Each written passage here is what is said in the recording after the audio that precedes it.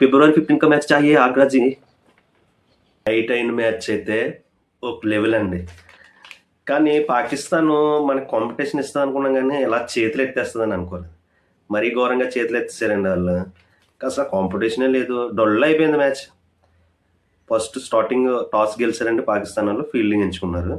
Fielding ఎంచుకున్న తర్వాత ఒక మంచి స్ట్రాటజీతో వచ్చారు, అయితే లేదో చేస్తారు ఈరోజు మ్యాచ్ మరి బాగుంటుందేమో అనుకున్నప్పటికీ సేమ్ ఫస్ట్ ఓవర్ బాగానే వేసారండి. ఫస్ట్ ఓవర్లోనే ఆ కెప్టెన్ మంచిగా ఫస్ట్ ఓవర్ తనే వేసాడు. తను వేసి అభిషేక్ శర్మను వచ్చే కానీ ఇంకా వాళ్ళకి అనుకున్నారు, అమ్మయ్య ఈరోజు మ్యాచ్ మందే.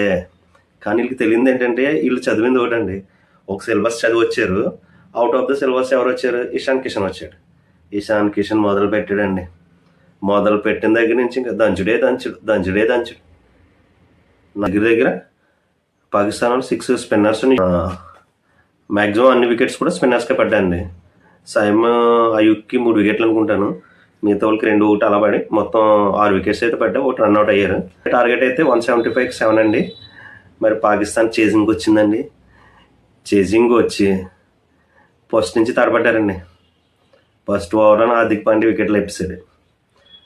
ఫర్హాన్ అఖ్తర్ ఉన్నాడు కదా, అతను లాస్ట్ టైం బుమ్రాని 6 కొట్టి డాక్యుమెంటరీ చేసేసారు. 6 కొట్టాడు, డాక్యుమెంటరీ చేసేసారు. ఈ మ్యాచ్లో కూడా కొట్టేసి ఇంకో డాక్యుమెంటరీ చేసేస్తాను అన్నారు. మాటలైతే ఎంత పొడవ చెప్పారండి, ఇలా కాదు. మాటలైతే ఎలాగన్నారండి, మేము బాయ్కాట్ చేసేస్తాం. 114 ఆల్అౌట్ అయిపోయారండి. 61 రన్స్తో ఇండియా నెగ్గింది. 1 సైడ్ అయిపోయిందండి మ్యాచ్. కనీసం పోటీ ఇస్తారేమో. 175 అంటే టార్గెట్ ఈజీయే, ఎందుకంటే వాళ్ళు కూడా లాస్ట్ సిరీస్ ఆస్ట్రేలియాతో ఆడొచ్చారండి. అక్కడైతే 3 మ్యాచ్లు 3 నెగ్గేశారు, సిరీసే నెగ్గేశారు. అలాగని చేస్తారేమో, మంచి ఫామ్లో ఉన్నారేమో. మళ్ళీ వాళ్ళకేమో గొప్ప స్పిన్నర్ ఒకడు, ఇలాగే స్పిన్నర్ ఒకడు ఉన్నారు, ఉస్మాన్ తారిక్ ఎవరిని ఇలాగేసి స్పిన్నర్ ఉన్నారు. ఆ స్పిన్నర్తో మ్యాజిక్ చేసేద్దాం. ఇప్పటికి ఐసీసీ ఈవెంట్లో ఇండియా 8 సార్లు గెలిచిందండి, ఒకసారి పాకిస్తాన్ గెలిచింది. అదైనా ఒకసారి బాబర్ రిజ్వాన్ ఇద్దరు కలిపి ఆడిన మ్యాచ్ కొట్టినారు.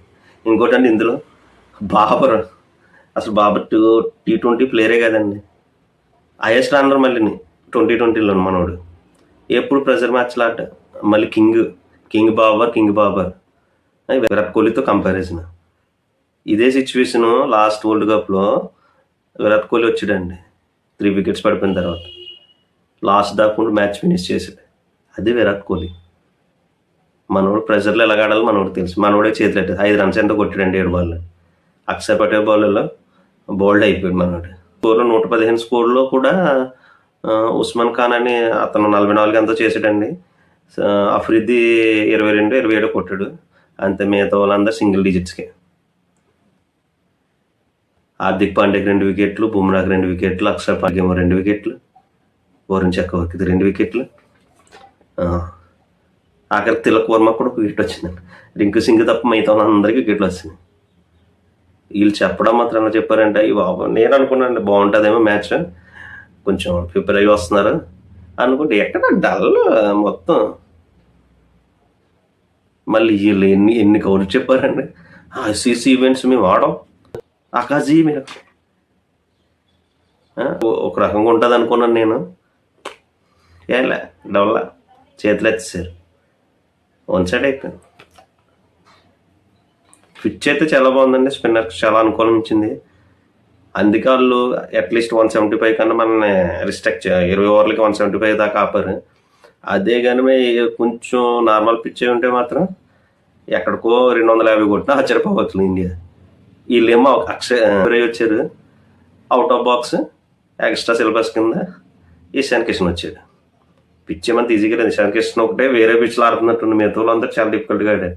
మన కూడా ఒకడే వేరే పిచ్ల మీద ఆడినట్టు ఆడేసాడండి. 77 కొట్టేసాడు, 77 రన్స్ కొట్టాడు. మన కూడా అక్కడే 3 సిక్స్లోని 10 4 ఎంతో కొట్టినట్టున్నాడు మనోడు.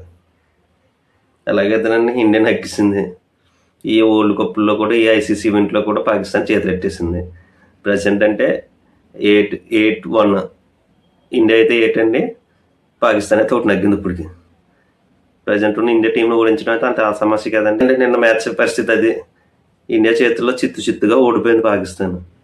అసలు దరిదాపులుగా రాలే. ఓకే అండి. మన ఛానల్ ఫాలో చేయండి, సబ్స్క్రైబ్ చేసుకోండి.